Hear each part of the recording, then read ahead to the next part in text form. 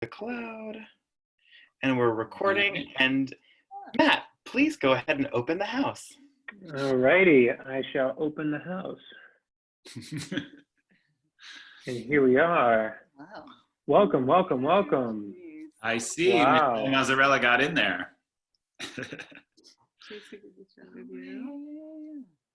All righty. Welcome, everyone. Hey.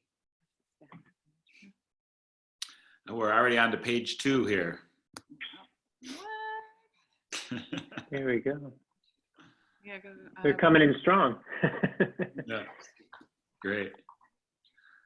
Well, I do want to do one quick shout out to someone I've never met, but I did just email you, Michelle. I don't remember your last name, from Friday Harbor. Are you there? Oh, can you unmute her? Can you unmute Michelle? Kevin? Hi. Hi. So I just wanted to call to say hello, because you were one of the more recent registrants to it, and you're in Friday Harbor, Washington, which is where some of my best friends for forever live. So I just emailed you a minute ago to make sure that you were going to be able to get in if you were trying to come in. But that was Friday me. Harbor Pickle Family Circus played Friday Harbor when I was Really? a kid. Yep. No Yeah. way. Friday Harbor, Washington. I think you're probably the farthest away. Anybody think they're farther away from Boston than Friday Harbor, Washington? Could be. Oh, and also, and she's going to hate that I do this, but I also see that Valentine Talland has joined us tonight. And Valentine, who's with you? My daughter, Tara. That's what I thought. Tara is also a circus artist, and just back from London, huh? Yeah. Yeah. And Valentine and Nagesh were our sponsors for the production of Passengers that we were able to co-commission with you with the fingers. So welcome, everybody. Sorry, just a little bit of small talk while we get started here, just while everyone gets in. But I am so happy. I'm David Dower. Some of you I don't know. I'm David. I'm artistic director at ArtsEmerson. And on behalf of the Together Apart team that's been working on this particular event, Kevin Becerra, Matt Harrington, Blair Nodelman, Ryan Walsh, who I also see are all on the call. We are just delighted to get to this part of this series. The Fingers have been such an important collaboration for ArtsEmerson and such an important part of our growth. And Shana and Gypsy Snider, Shana Carroll, Gypsy Snider are two of the artistic directors of Seven Fingers, and have created, I think between you, you've created all the shows that we've done, right? So. I think that's true. And Shana's husband also is a collaborator on different collaborators, but you've been involved in every one of them. Yeah. Well, welcome. And I, I guess I would love to just begin. We've been streaming Sequence 8. So many people have had an opportunity to see that. And last look, there were over 1,000 people who had seen the show, which is kind of wonderful, online.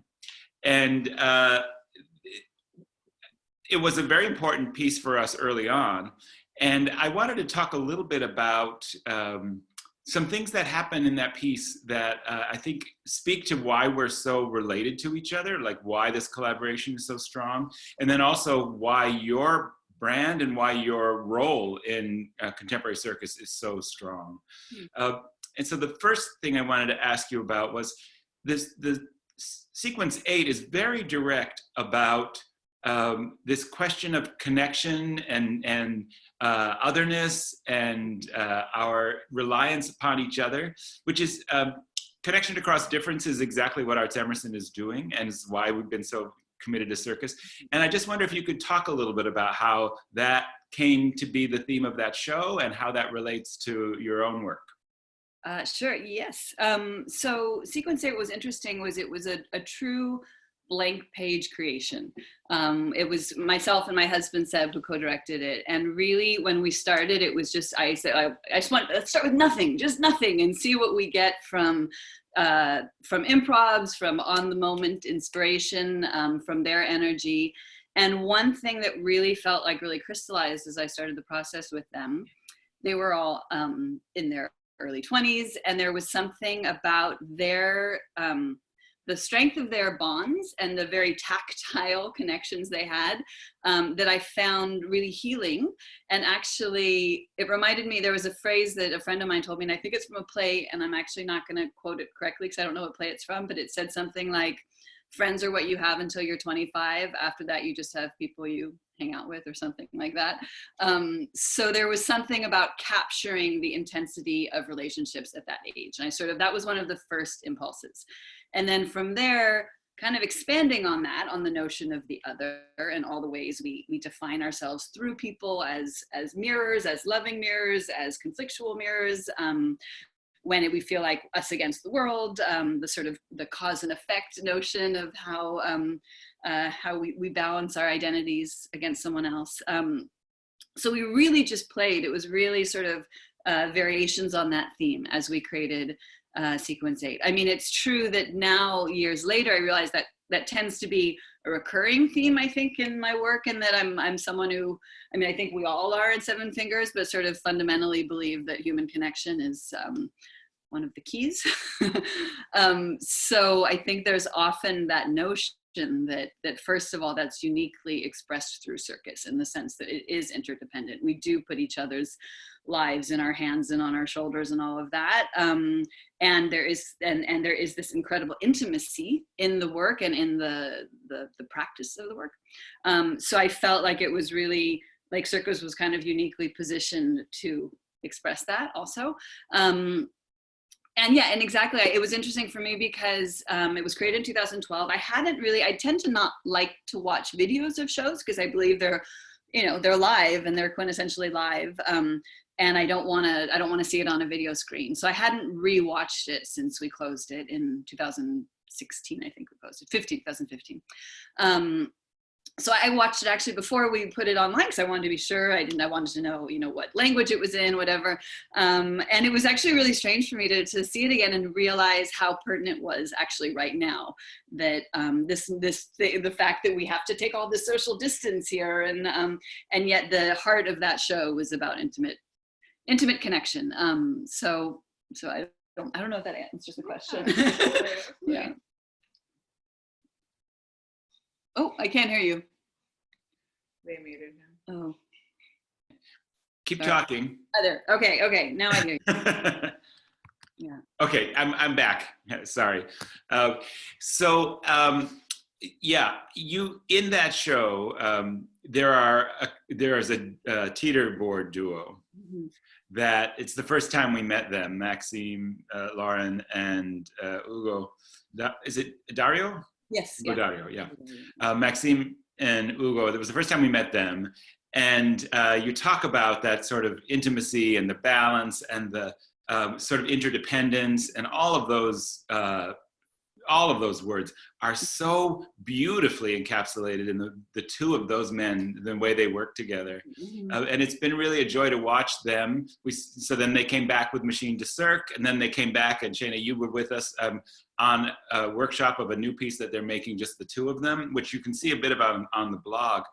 And it strikes me that I'm not sure that everybody here understands quite the way circus grows in Montreal. And I think there's a particular way it grows and spreads there that maybe we're not yet doing here in the US. We don't yet have the momentum.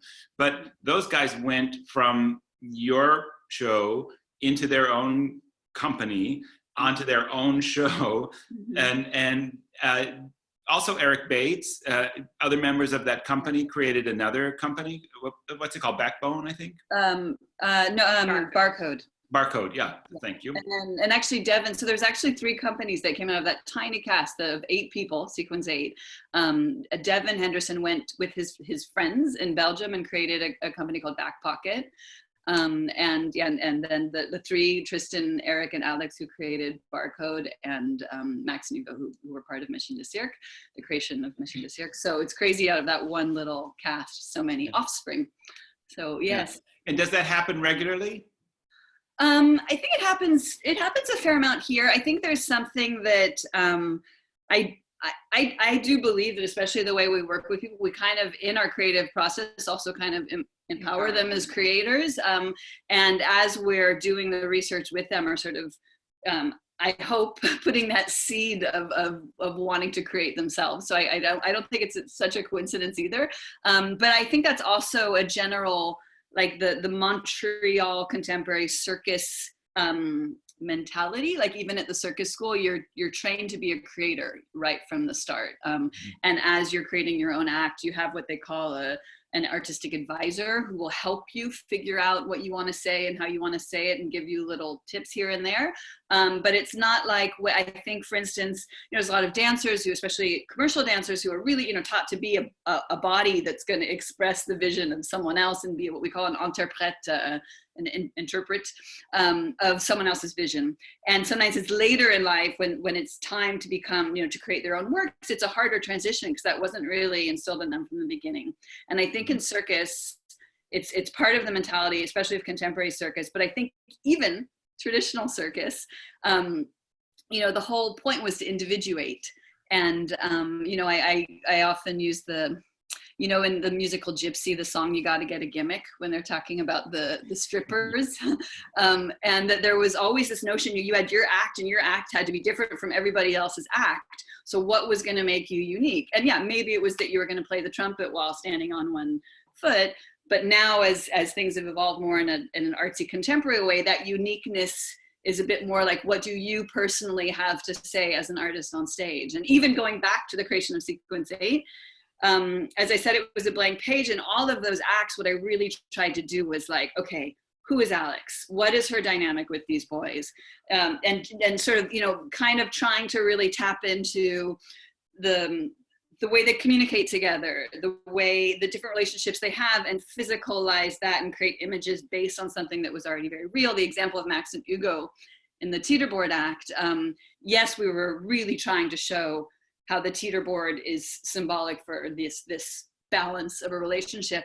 But what was great with Max and Hugo is they're incredibly different people, and work together really well as an acrobatic duo, but as human beings, are, their way of working, and so as a director, I really wanted to capture that, because I felt like there was a uniqueness to their duo that you don't necessarily see in another duo. Yeah. So I think, I believe that general approach to circus is one reason that, in fact, most young circus people have a hunger for creation. And I think we were lucky we live in a place where that's supported by our government here, that in Quebec is the only province where circus is actually considered an art form governmentally.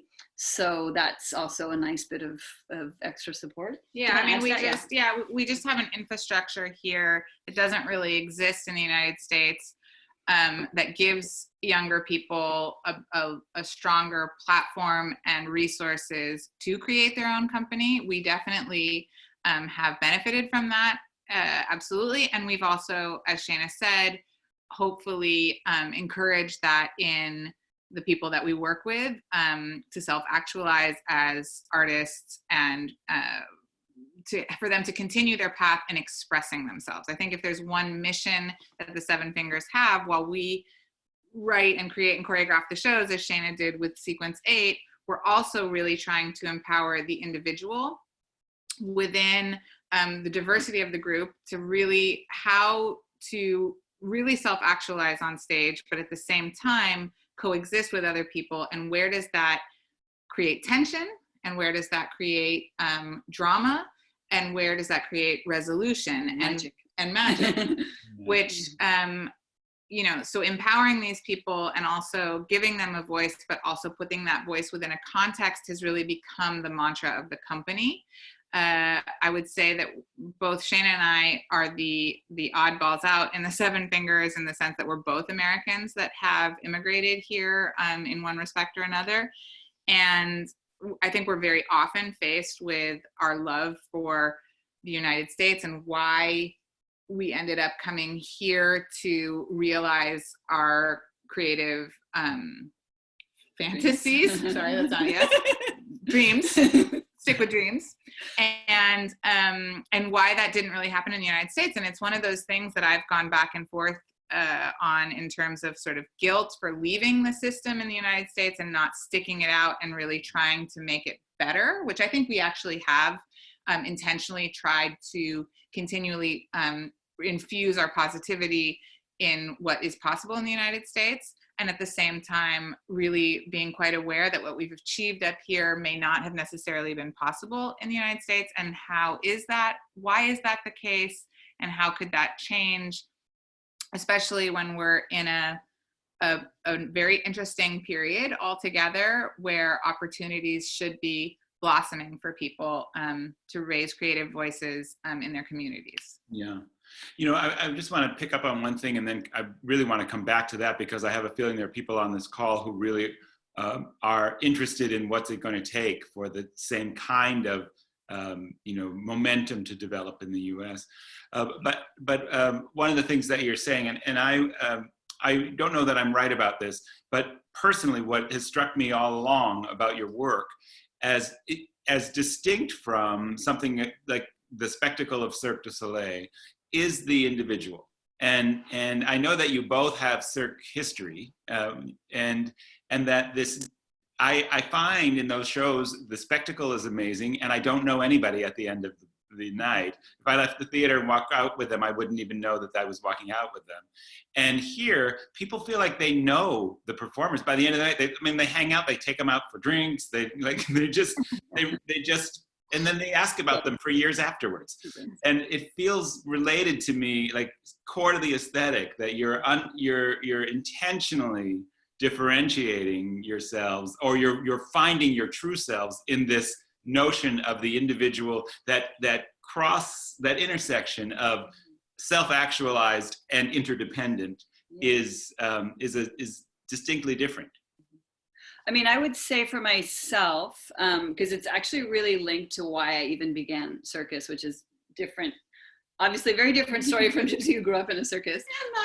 Not so far. I joined her circus when I was 18, but I grew up not liking circus. I mean, in the 70s and 80s, just whatever. I mean, I saw Ringling Brothers from the back row and didn't really necessarily get, not that I'm not being judgmental, but I didn't feel anything from it. And as a kid, you don't really know the difference between, you know, why cartoons are on your TV screen and why someone hangs by one foot. It's all kind of a trick. And so it just never really touched me much. My father was a columnist in San Francisco and got involved in the Pickle Family Circus, Gypsy's parents' circus.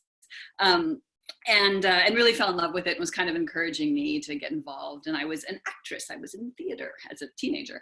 And I said, oh, no, I'm not into circus. But then when I finally sort of came and started working in the office at 18, I saw it up close. And it was Sky DeSella, who was the trapeze artist then, who was my age, and she was in sweatpants and had her hair down and had curves.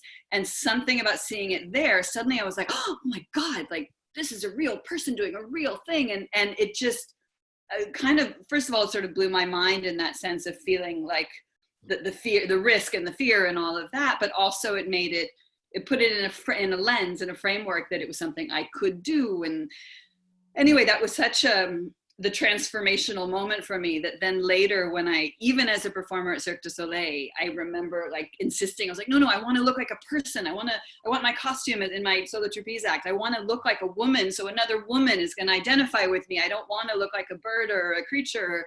Yeah. So that was like something really, really clear for me personally throughout, because it was always going back to the moment when I saw someone that I felt like I knew. And it was someone that I didn't actually know, but I felt like I knew her as soon as I saw her. But she has that quality too. So I think, and yes, I think all of us when we started the company, we had performed at Cirque, and so we also had that hunger. Just as a performer, when you've been in all the makeup and the headpieces, you know, that hunger to just sort of be able to be yourself on stage and speak and connect with an audience. So I think that did infuse the forming of the first show. But I also think we are all essentially kind of, we really love human beings. Clearly. I think we also really love theater. I mean, I think whereas I came from like a very, even if Pickle Family Circus was alternative, it was still very much like tricks and a show and numbers and happy music and happy, joy, and had also its service to the community. What I was really also very passionate about was theater and cinema. And so for us to not just put necessarily this idea, absolutely that the audience would get to know this person, but also to take the person's approach to what they're doing with a theatrical intention, without hiding it, not pretending that the juggling clubs are wine bottles and we're in a bar, but that actually I'm motivated by emotional need or connection to this person or to this activity, or that, you know, when Shana was talking about the teeterboard act, you know, there's so many concepts that are clear, not just in the dynamic of two different people being co-independent, but time. You know how it's like one guy has a certain amount of time in the air before he comes down, and then that person has a certain amount of time before he gets shot back up in the air. Time is one of the first laws of existence, but definitely one of the first laws of theater. And acrobatics, how you deal with the time you're given. What do you do with the time you're given? Which actually was the main theme of Traces, which was the first show that Shana and I did together after our original. I mean, time, it's a perfect example of something that is so evident in a circus act, but that is actually a very theatrical theme. Yeah. You know, I want to jump for a second to Passengers based on that, because you talk about emotion and it was kind of inexplicable to me how emotional Passengers was. And I watched it, I don't know how many times. I have seen it, I don't know how many times. I've seen it in multiple cities. And I couldn't diagnose, and then I finally stopped because it was driving me crazy, but I couldn't figure out the architecture of the emotional response that's released at the end.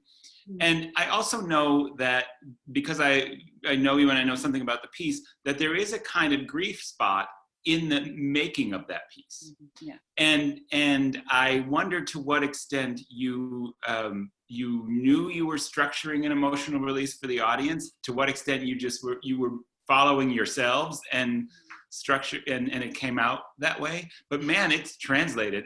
The audience, every night there were people weeping at the end of that show. I'm so glad. It's interesting because when you're right, yes, you know the story behind it, that I was really grieving at the moment we were creating Passengers, and I realized there was no way I could avoid it. I had to speak about it. I had to use it. I had to kind of get it out. And so it was a conscious choice to imbue the piece with it. I wasn't sure. It became clear as I started creating it that was the dramatic through line as well, that I did want the audience to experience grieving, but also the beauty of grieving, which is celebrating this beautiful life we have, that sometimes it takes those moments to understand how precious it is. So I wanted that kind of combination of feelings that I was feeling. And I also felt like I didn't really have a choice, because as a creator, you have to use the state you're in, and to some extent, you have to canalize it the right way. But it was interesting for me because so much of it was so emotional, and the people around me as I was creating it, for the most part, either were also grieving because they also were close to Raphael, the person we're talking about, or just knew about the context. So they were really emotionally affected watching the rehearsal, but I didn't know if that would translate to an audience who didn't know the backstory. Yeah. I thought, oh, maybe they'll just see it as a happy show about trains. Like, I really had no idea. So it actually was really, really moving for me when I realized people had no idea that there was any backstory, that they were having a similar emotional journey. Yeah. And but like Reversible, the piece right before that, very intentionally ended with a piece that was meant to be a catharsis, an emotional catharsis for the audience. Can you talk about what you were doing with Reversible and what Paris was for you guys in that piece? Reversible for me was much more sort of needing to feel grounded in a larger cycle of things. I think I'm someone that has been consciously, subconsciously dealing with grief, or the idea of death and loss my whole life. It's something that I feel very closely to. And I think at the age that I'm at, and where you've got children, but you still have parents, there's this incredible dichotomy of feeling that you're losing the people ahead of you, and that you will also be someone lost to your children. There's something very secular about it. And what I'm noticing, and I think this is with age, but also with the era that we're living in, is that time is moving quicker and quicker. Right now, not necessarily, but at that time, the feeling of the internet and the feeling of not really being connected to our roots was very, very destabilizing to me. So I wanted to dedicate that show to my past generations. And it was this very, very cathartic, simple moment where I was out hanging clothes on a clothesline, and I was out in the middle of the wilderness alone. There was no one around for miles at a family property that has been in my family for 5 generations. And I was kind of scared. I sort of had this feeling of like, oh God, it's pretty rare that we're alone in the world, like physically completely alone. So I had the instant first feeling was like, oh my God, am I going to die and no one's going to be here to help me? And all of a sudden, just the gesture of hanging these old sheets on the line and knowing that my mom had done it, and that my grandmother had done it, and that my great grandmother had done it, sort of gave me this real strength of knowing that from everything that has led up to who we are now, was going to root me into being able to continue into the future. So Reversible was really sort of connected to that secular idea that perhaps the future could also be found via our pasts. And it was at the time of the elections, and really kind of going like, where do we find our inner truth and our inner strength? And so the show was really dedicated to that, to our roots. But then Paris, Cuisine and Confessions, I believe it was being performed in Paris when the theater was attacked. Yeah, not your theater, but the Bataclan. The Bataclan. No, I don't think we were. I don't think we were performing in. Oh God. No. Well, Alex was there, and Nassib was in Paris when that happened, and that was just before we started. I think we were performing otherwhere in somewhere else in France. Yeah, exactly. That's what.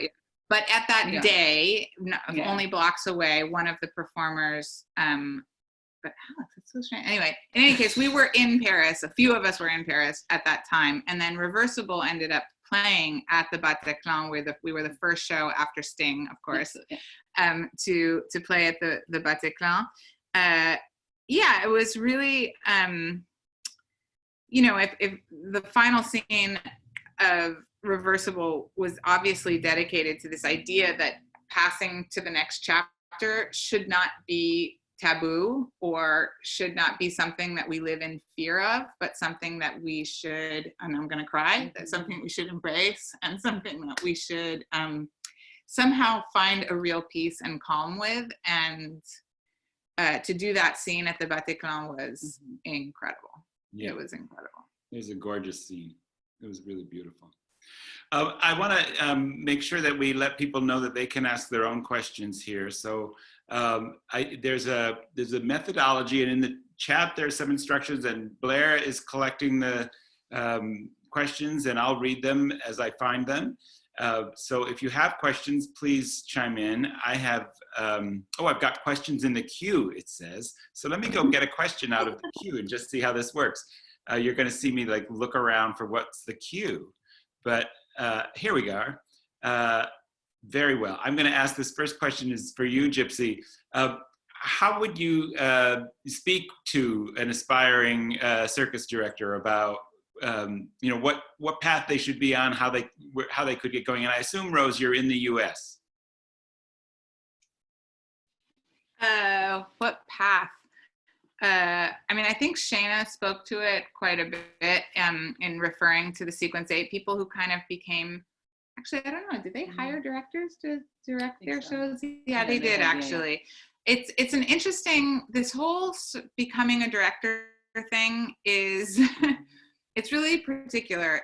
Both Shana and I knew from very young ages, completely separately, that this is what we wanted to do. Mm-hmm. And I think that it takes, there's a lot of really particular things, and I'd like to hear Shana talk about it too. There are a lot of tools that you need to become a director, and one of them is really the desire to build something in front of you that is outside of you, which was something that I was very excited about at a young age. I was a horrible acrobat. Nothing came easy to me. I didn't have the right body for it. But I had this passion and love for it. And I love to like somehow see someone else do something that I couldn't do. And on top of it, I wanted to tell stories. So let's be clear about a couple things. One is that directing for circus is not like directing for theater in one very particular respect, and that we also have to write the show. I think there's other domains, physical theater perhaps, or when you're working in a situation like Blue Man Group, for example, where you're really creating a whole thing from top to bottom. So having the dynamic of being able to have an idea and realize it with a team is very different than taking Shakespeare's Romeo and Juliet and putting it on stage, where I think you actually have to be creative and thinking, creating a world as well. You're not necessarily dealing with a story that has someone else's idea of a beginning and a middle and an end, which I think Shana should speak to that, because I love to listen to her talk about that. The path toward getting there, I think, is first knowing that that's what your passion and strength is. And I believe that in any domain, it was something I just knew. I think Shana just knew that that was what she wanted to do. And of course, circus was our vocabulary. Even if Shana came through theater at a very young age, it clicked, like the theater in her and the circus in her clicked. So the first thing is you have to connect to that. And I think a lot of times now what's happening is people are saying, I can do that.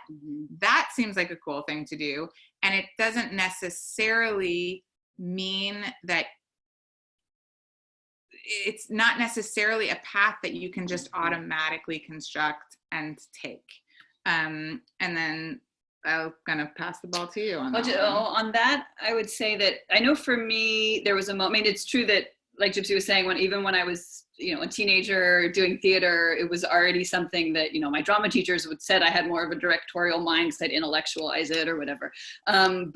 So in that sense, and even going through circus school, I asked to assistant direct the end of the year show when I was, 21 or whatever. It was clearly something I was really passionate about. I always asked my friends if I could choreograph their acts because I liked the creative part. And when you're a performer, you create, and then sometimes you'll perform the same thing for 3 years. So I liked the fact that just being able to keep the creative juices flowing.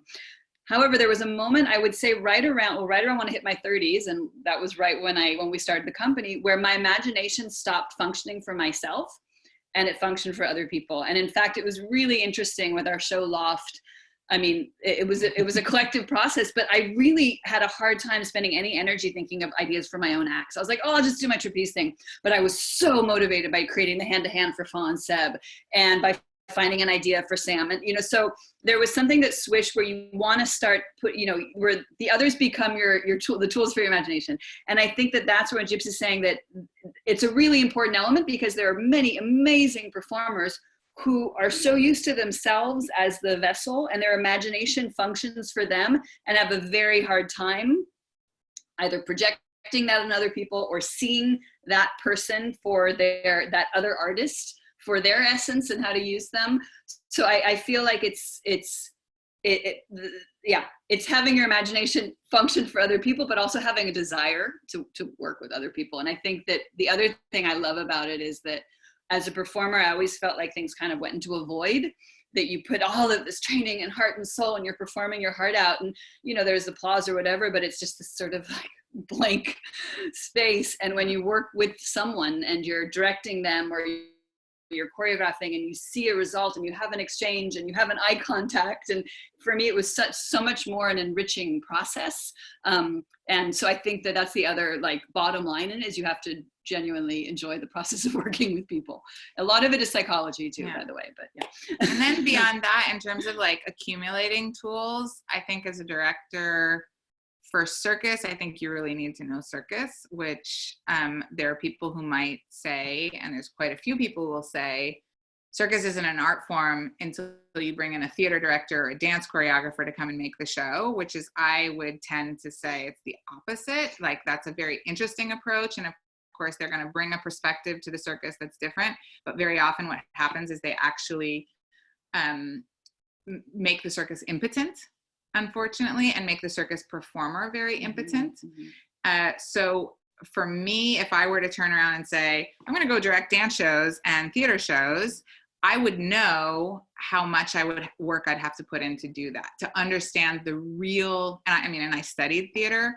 I went to a physical theater school. I have tools in that domain. So you need to really understand the big picture. And I think that is the not just the tools of the acrobat, but the infrastructure of circus. And it can be very technical at times. It can be very dangerous at times. There's that whole aspect. So that's just a whole freaking thing in and of itself. And then artistically, if you're a director, I think all forms of expression then become vital. And it can be from visual art and design, just having a basic understanding of art history, art knowledge, color, lighting, design, color within that is something that Shana's really been talking about lately. Anyway, then I would say theater history, theater, just basic understanding of scripts and storytelling. I tend to think, and I think we tend to think, that musical theater actually is also something that is a very interrelated entity with circus. Actually, musical theater has numbers, whereas Romeo and Juliet doesn't necessarily have numbers. So musical theater for us from day one, it's not a coincidence that we've gone a little bit in that direction, because we've seen a direct correlation between Gene Kelly being so in love that he has to stop and sing and dance. For us, you have to be so in love to stop and do a trapeze act. That kind of, there's a lot of tools in musical theater that work for And circus. I would say, I think that's something that it's an interesting touch, the fact that we're two Americans in Quebec, that I think that we both kind of, like so many Americans do, musical theater is just a huge part of our culture and what we're raised on it. And on top of it, both of us, did musical theater as children. And I think that fusion there, in terms of what Gypsy just said about seeing an act because you have to perform, you have to do trapeze because it's the only way to express it. I think it was a link that we kind of were able to bring it's like our American touch, that whereas I feel like the European touch, which we also try to embody, is more the abstraction and less about the emotion taking you into the movement. So for the literal storyline, bringing you into the movement. So obviously theater, musical theater. And then the other, I think you need also a certain level of dance comprehension and choreographic comprehension, because, and Shana's also, I would say, much better at sort of understanding patterns. I tend to like much more sort of chaotic, crazy patterns, and she's really good at having the chaotic weave in sort of great formation. She's the choreographer with the baseball, the football things, whereas I'm much more like, let's organically create this form that's gonna whatever. Choreographic, and then obviously music comprehension, and that's a huge one. The way that we work with music and circus is unlike, I think, anyone else out there. Our comprehension of how to integrate counts into music like a dancer would, musical sections of music, because an acrobat actually, there's times when an acrobat can count and times when an acrobat cannot count. And to understand how to build those two levels together within a choreography. And I like to give Pippin as the example, just because Pippin is like ridiculously on counts. And then when you're doing a tempo, everyone every porter who's going to throw, so a big guy who's throwing a smaller person in the air has a tempo. And so if some people go up, down really slow and push it out depending on the weight and the size and everything. So trying to get that to land on the perfect counts of Bob Fosse, Stephen Schwartz we would say, no, you go up on the 7. And okay, if you're going to go up on the 7, then you've got to go down on the 6. And the acrobat's just going like, stop with the numbers! Just stop with the numbers! And then, so then it was really like we had to musically, you know, just getting 2 different acrobats to be synchronized. We do not learn things that way. Every acrobat learns their trick using biodynamic understanding, but with your weight, your size, your height, the velocity, it's going to be, you can't, synchronized does not work the same way in circus as it does in many other forms. Yeah, I have a related question in the queue, and I've always been curious as well. So you create these shows, and they're created so intimately with the company that you're making them with, and they reveal so much about the individual, and you come to know the individual through the arc of the evening, and then the show tours for 3 or 4 years, and injuries happen, you know, opportunities come along, and now you've got to work somebody in, and how what are the complications at that point when you've created not just the arc, but also the timing and all of the structure of the performance is based on that dynamic of those bodies together? I would say, first of all, that it was actually something we were really not sure. The first time we had to do it, like recreate traces, and we thought, no, this show is designed for these people. I don't know if we can redo it. And it was a big challenge. We weren't sure how to approach it. And what we realized with time is there's like the changeable and the unchangeable. There's the part of the show that's the essence of the show, and for the dramaturgy of the show and the lecture, the reading of the show, that has to remain. And there's the part of the show that the individual gets to color. So we're always recreating when we bring people in, because we do want to feel, we don't want someone to come in and, like in Cuisine et Confession, Matthias had a whole speech about his father in Argentina, who was, you know, a desaparecido, who was kidnapped and concentration camp, the whole thing. This entire speech about a very true story that made me cry every time. When Matthias was out of the show, Will replaced him. Will's mother had died of cancer the year before. So Will wrote an entire speech about his mother passing from cancer. So, I mean, these are pretty intense examples, but, you know, we really want to recreate something that is always true to the performer on stage, and yet sometimes always having to, I mean, there's a little bit of, you know, can you just say this line even if it's not true? Because otherwise this doesn't make sense. And so there's a little stretching the truth in those moments. Yeah. But I think it's really, I think people enjoy it. The people come into our shows because they do feel like they still get to be themselves on stage, and yet also maybe stretch themselves in a way they wouldn't normally, because they're also taking that track. So I would say that. This is a little bit of privilege on my part, because I'm going to ask a question that the Boston audience, or anybody who's seen Passengers probably already can relate to, but you have 2 people in there, Colin and Freya, who were married, and Freya was pregnant during the run here in Boston. How are they doing, and are they still in the show? Is she back in the show? Go ahead. They're a cute little baby. Actually, they kind of, things worked out well for them, because when everyone was out of work, they're on maternity leave. So the pandemic hit well. No, but good timing. No, but they're doing great. The baby is adorable. They went back to Australia during this whole time. We had several months where, you know, we replaced them in the show. And actually, Matthias, who I was just speaking about, it was in Cuisine et Confession, he replaced Connor in Passager. And similarly, we did a different text where Connor had the voiceover about the story about when he was young, walking on the tracks. And with Matthias, we did a whole different voiceover about his own experience in Buenos Aires with train tracks and stuff.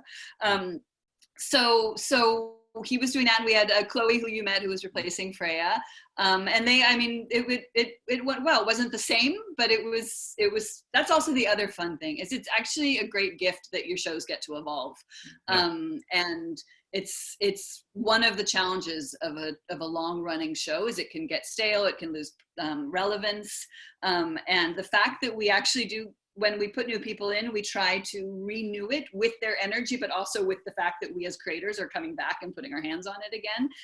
It gives us the chance to kind of keep our shows fresh and moving like a shark. And I mean, casting is like such a massive thing for us. It's something that we've really kind of found our way of doing it. It's where we take a lot of time in doing it, and what it does is it allows us to also take the show to a different place, which is also really exciting, to get to work with new artists or work with artists we've worked with for years, like Metzi coming back into another role, into another slot, and sort of recreating his being. Because that's the other thing, is a lot of people say, oh, they play themselves on stage. They play an amplified and selected part of their self. I mean, as an actor, you know, if you're playing Juliet, I mean, yes, you're going to tap into the part of you that correlates, but there's something real inside of it. So ours is maybe more, you know, a little more ourselves in the sense of our actual stories, but it's a similar process in that you're trying to tap into that particular part that is serving the story of the show as well. So yeah, it's really been and it's a weird thing, but it's been a blessing for us. In the beginning, we thought we wouldn't be able to ever replace anyone, and now it's actually become an incredible tool. And it's also been really fun to cast people over time and put them into these situations. We're going to run short of time here, but I wanted to make sure that we hear from you of how you're doing. And not just how you're doing personally, which is also important to all of us on this call, but also how the company is doing and what kind of pivot have you had to make. I know you had tours out all over the world. You had projects all over the world. So can you talk a little bit about what's happening for the company and in your lives, and what you're looking forward to next? It's a very interesting conversation to have, and first I'd like to say, if you're in the arts, you are already in a place of privilege, obviously, to be able to do the thing that you're most passionate about. So when that's taken away from you, when you're no longer allowed to get on stage and create and perform for other people, the first reaction is, you know, it's a gut punch, and you lose. You know, we were so emotional and so I wouldn't even say distraught, emotional, just about losing so much so quickly. And then very quickly you start to realize this is about something much larger than us. And then you start to realize the creative potential in having this quiet moment. And I don't even want to say necessarily like a selfish creative potential in like, oh, now I get to write that book I always wanted to write or something. It's more, you know, you're constantly as a creator looking for stories that are going to advance you and going to hopefully advance the audience, if that makes sense. You're looking for something that is going to ideally take me further as a human, take the cast, the company further as human beings on this planet. And in the end, the goal is to open the audience's minds and hearts to the possibilities. So this huge pause, this huge intermission that we're all in, it's massive. It's this massive opportunity to really recognize the potential and the responsibility of how to come back with more humanity and more understanding of how we can coexist with the environment, and how we can, mostly what I would say is all these diverging thoughts on how to react to a crisis or to a political situation or to a political character, all these diverging tensions that we feel. Ideally, we're going to find a language and a way to coexist while respecting each other, which is mostly the vision of this company. And hopefully this time will allow for that to happen. We have most of the people who work for the Seven Fingers we have a beautiful building in Montreal. Most of us are on unemployment. There is a core group of us that is working part-time, so at a reduced salary, working from home, basically spending all of our time in development and communications on developing ideas and then communicating with the world on how we could better collaborate, come together, play in places and in ways that is going to be more conducive to the new now. Mm-hmm. I would just say that I feel like sometimes it's just incredibly, you know, living these two realities where you go down these two parallel tracks where on the one hand, that the normal might never be normal again, and we might be dealing with an entirely new reality when it comes to live performance. On the other hand, it might get back to normal. There might be a middle ground. So I feel like we're just traveling down these parallel tracks and trying to prepare for all of the different contingencies, which is a little bit, schizophrenic. But one thing that at one moment I said it to the company, where I realized, like, okay, we started the company from nothing. We were just the 7 of us. And worst comes to worst, we're still here and we can still start the company from nothing. And that was, for me, this sort of, first of all, it was really kind of empowering to realize, like, those same tools are still there. That same passion is still there. And there are some companies where that's not the case, where it's not, where the founders aren't still around to be able to say, yeah, we're gonna start it to build those bricks again. So that I felt encouraged by, but also I think through that, it brought us back to our source and kind of really, so I'm sort of silver lining here, but because we're the smaller team, because we have to make those kind of analysis, because as a world we're given this chance to reboot, it really lets us take the time to identify what matters most as a company, and that's rare. I mean, I really want to double click on your thought there, Gypsy. I think it's a lot about where we are with ArtsEmerson, as well as this notion of how do we come back better? How do we come back more in sync with the planet? How do we come back in a way that it has greater access for more people to the artists and the work that we do, and creates deeper connection between the audience and the artists and the staff? And we were given this very helpful framework, and I don't know if you've run into it, but early on, one of the funders here in town, Bar Foundation, San Wong, also from San Francisco, gave us this language that they were using in Seattle, that the process of recovery was actually 5 stages. The first stage was clarifying the problem, which it was immediately done for us almost, and then mitigating the problem, and then redeploying your resources and your assets in relation to that mitigation strategy. And then the next phase is reimagining. And then the final phase is recovery. And without the reimagining, you're just hoping to come back as you were. But you would lose whatever opportunities there are in here for, as you say, that deeper humanity, or that more aligned with the planet, aligned on the planet. And I think the virus, again, some of these things are privileged to be able to even speak this way, but the virus has also been this incredible diagnostic of what needs attention and what things need to be improved when we come back. Who wants to come back to a world where people of color are the most at risk, seniors are the most forgotten and at risk, and like whatever it takes, and all the issues that have risen to the surface here are the things that are calling our attention for what we do next that improves that situation. And I would even double click on something that Shana said too, which is, we in many ways started the company from nothing. And I think art has that potential. And I think we've lost a little bit this idea of we're so fixated on the monetary result of our work, especially in circus. I think there's this whole new thing of like, oh, I'm going to do circus, or I'm going to bring circus to my theater, or I'm going to put circus in my musical because it's going to make more money. And unfortunately, I tend to think that art, the most creative art, really comes not thinking that way. And I definitely was raised in a era where doing circus was never going to make me any money, and I had my personal battles with that. And I definitely, within the 7 Fingers, I think we really wanted to create an infrastructure in which we were not struggling or scraping away. But when we realized that, oh, this is how we came to be. I think Ross Mollison said it best. Carnies are going to be fine. Right.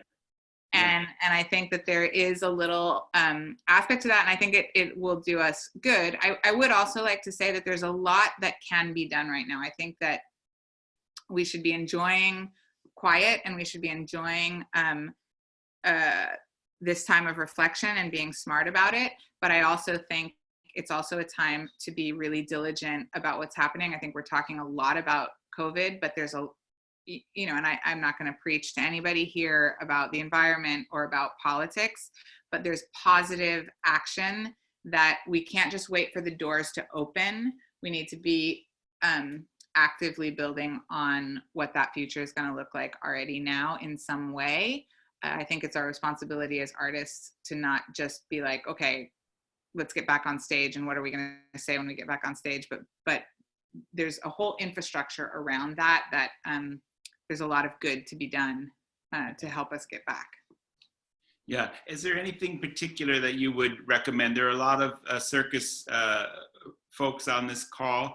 Anything particular you would recommend that you've discovered about how to use the reflection period or the pause or the opportunity of time? Any particular advice for this moment? I mean, I think of it almost like, if when you're in a marriage and you're going through a rough time, it really, you realize like either it really, really solidifies your love for each other and you remember all the reasons you're together, or you go, oh wait, maybe it's time to move on. And I feel like we're having that relationship with our form, and because right now it's challenging. And me too, when I started circus in the 80s, it was challenging you had to struggle. And of course it's still a struggle, but it's a little more mainstream. But I feel it kind of reminds me of that feeling of how, we were marginalized. And so that bit of struggle it reminds you how much you really do love it and how much you're willing to open any doors left and right and be creative to keep doing it. And at one moment I told myself, look, even if I'm just teaching trapeze in some little village to 2 people, I'll be happy because I love what I do. And knowing that really, and I feel like this is a little bit that kind of context, like there's many ways to keep doing what we do as long as we want to keep doing what we do. But if faced with that extra bit of struggle, it's too much, then maybe it's time to look for another door, because I think it is going to be that passion and love has to be there to get through these times. That's my feeling. I would even go so far as to say, I mean, this is crazy, but if God help me, oh my gosh, I'm going to just say it. What I try and do is I have a checklist of things where I say, there's a parent or someone that I feel is alone out there that I try and call. There was a clown who was at the Pickle Family Circus a long time ago, Gab, maybe you know her, Diane Wozniak. She did your dad's role for a little while. And she wrote on Facebook at some point, she said, what's the difference between a post and a story? And I hadn't talked to her in years. And I was never actually particularly deeply close with Diane. I literally got on the phone and I called her and I said, okay, you're out there in the middle of the United States. I'm going to explain to you how to use a post different from a story. And I'm no expert here, but let me just call you and have that time with you. Things like composting, things that I don't really take a lot of time for when I'm eating in restaurants or running around or traveling in airplanes all the time.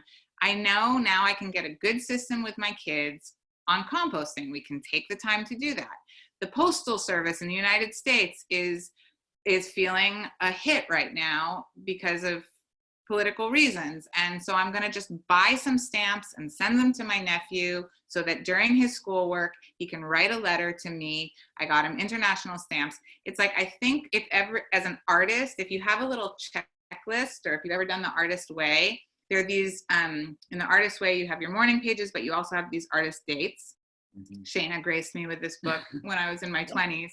And what I like with these lists is sort of saying, I'm going to nourish a little bit of time for my creativity or for my company. And then, okay, I'm going to do a certain amount that is for my creative self, a certain amount that is for the business, but then I'm going to do something that is a small thing that's going to help a political situation, a small thing that's going to be there for the environment. And if you can have that checklist now, because you have the time to do it, ideally you can apply that checklist to the work that you'll be then doing later. So for example, what I'm asking, or what we're trying to integrate into all future projects for the Seven Fingers, is that in the production budget and layout, there's always going to be a category for the environment. What can we do every day on this production that might be a better choice for the environment? Is that booking trains instead of planes? Is that recycling batteries in every city we have for the microphones? Is that insisting that the theaters don't provide us with plastic water bottles? Is that saying to your hotel reception, I don't want these shampoo bottles, take them back, and ideally could you, the next time we come, can you switch to another system? I mean, there's a million ways, but if you don't have that checklist for yourself already in your daily now, or no, not if you don't, I think it's a great time to create that checklist. Like, what are the keys to me being a responsible artist? And how can I exercise them now? Well, there you go. Everybody got something out of that. I know I didn't get to all the questions, and I apologize, but we can continue the conversation over on the blog. It's just, well, you've been on the blog if you've gotten here. And so please feel free to drop questions there, and we can search the answers, or I can badger Shana and Gypsy a little bit longer if there are specific questions. But please do let us know how you're doing, what you're thinking, and what you came away from this conversation with, so that we can keep it going. What a beautiful start to it, Shana and Gypsy, and thank you very much for joining us tonight. Thank you all for coming. Thank you all for coming. I wanted to give a little shout out to the Circus Smirkus people who are online, because I know you guys are all in New England and around the Boston area, and I know that you guys are as well hit hard. Or the Washington Northern West Coast. I know you guys are hit hard too. Circus Smirkus does incredible work as well. So supporting the Smirkus kids is great. And there were two of them in Sequence 8. Yeah. And many of our productions. So. And wasn't Bryn Smirkus? Yeah, Bryn and Patricia. Yeah, I wish you Mason and Traces. I mean, we've had many. So many. Good. They pick up good artists for us. So. Yeah. Well, wonderful. Thank you so much. Thank you all for joining us. And we'll see you at another time on Together Apart. This series will go on. And if you haven't watched it yet, please do watch Sequence 8 before it ends. And we will see you in the theater again, Shana and Gypsy, at another time. Okay. Thank you so much, guys. Bye. Bye.